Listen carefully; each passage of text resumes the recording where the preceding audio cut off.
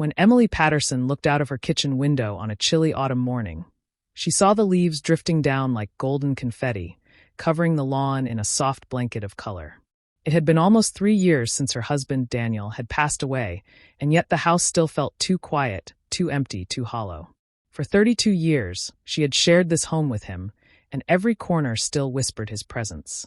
His old jacket still hung by the back door, and she couldn't bring herself to take it down. The garden he used to tend now grew a little wilder, though she tried her best to keep it neat.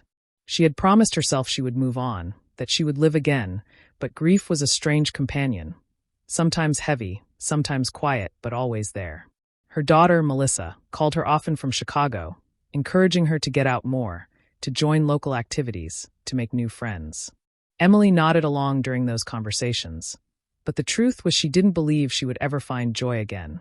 She was 62 years old, retired from teaching, and had settled into a routine of solitude. Coffee in the morning, walks around the neighborhood, grocery runs twice a week, reading by the fireplace at night. It wasn't unhappy exactly, but it wasn't alive either. It was just existing. That all began to change one Saturday afternoon at the small-town library. Emily volunteered there sometimes, mostly shelving books and helping with the children's story hour. She had always loved books, the way they carried entire lives and adventures within their pages. That day, she was returning a stack of novels when she noticed a man struggling with a ladder near the back wall. He was tall, perhaps a little older than her, with silver hair and a broad frame that looked strong even though his movements were a bit cautious. He was trying to hang a community bulletin board, but the ladder wobbled dangerously. Instinctively, Emily rushed over. "Careful. That doesn't look steady," she called out, holding the base of the ladder. The man glanced down, surprised but grateful. "Thank you. I was starting to think this ladder had a mind of its own." His voice carried warmth, deep and steady, with the hint of a smile behind it. She steadied the ladder while he finished pinning the board into place. When he climbed down, he extended his hand. "I'm Jack Sullivan. The library asked me to help with some maintenance work." Emily shook his hand. "Emily Patterson. I volunteer here sometimes.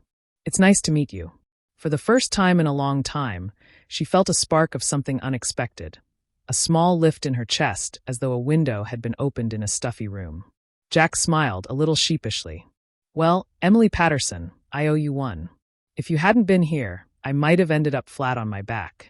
She laughed lightly, a sound she hadn't heard from herself in a while, and was surprised by how natural it felt. Over the next few weeks, Emily began noticing Jack more often at the library. He wasn't an employee. He was retired like her, but he enjoyed fixing things around town, lending a hand where it was needed. Sometimes he repaired broken shelves or oiled squeaky doors. Other times he simply sat in the reading room with a book in his hands. Emily found herself lingering near him, drawn by his gentle humor and the calm presence he carried. One afternoon, he caught her browsing the gardening section. "Looking for something to help with those roses out front?" he asked. She blinked. "You've noticed my garden?" He shrugged modestly. "Hard not to. I pass by your street sometimes. You've got the brightest blooms in the neighborhood." She blushed, caught off guard by the compliment, and tried to cover her fluster with a laugh. "Well, I try. But they don't look half as nice since Daniel." Her voice trailed off, and Jack's expression softened. He didn't ask for details, didn't press her, just nodded respectfully. "Gardens are forgiving," he said after a pause. "Even if you leave them untended, they always find a way to bloom again." That evening, Emily thought about his words long after she had gone home. She hadn't realized how much she missed having someone notice the little things about her life, the roses, her efforts, her presence in the world. Daniel had been gone for years, but no one else had seen her the way Jack had in that simple conversation. It stirred something inside her, something she thought had been buried for good. Their friendship grew slowly, naturally. They began to share coffee after library shifts, then walks around the park on mild afternoons. Jack told her about his own life, how he had been a carpenter, how he had lost his wife to illness 7 years earlier, how he spent his days fixing things for neighbors because it gave him purpose. Emily shared her own stories about teaching, about her daughter's busy life in the city, about the way she still talked to Daniel sometimes when the nights felt too long. They didn't rush anything. There was no pressure. It was simply companionship, a steady rhythm of being seen and heard again. Still, Emily wrestled with guilt. She found herself smiling more, looking forward to Jack's company, but at night she sometimes cried, wondering if this meant she was betraying Daniel's memory. How could she let herself feel something for another man? Was it fair? Was it right?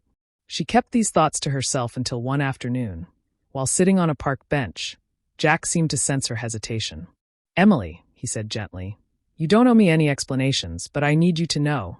I love my wife deeply. She was everything to me. And when she passed, I thought that was it for me. I never imagined I'd have room in my heart for someone else. But what I've realized is love doesn't replace. It adds. Memories don't get erased. They grow alongside new ones. There's no betrayal in that." His words washed over her like sunlight breaking through clouds. And for the first time, Emily allowed herself to believe that maybe, just maybe, it was possible to honor her past while opening her heart to the future.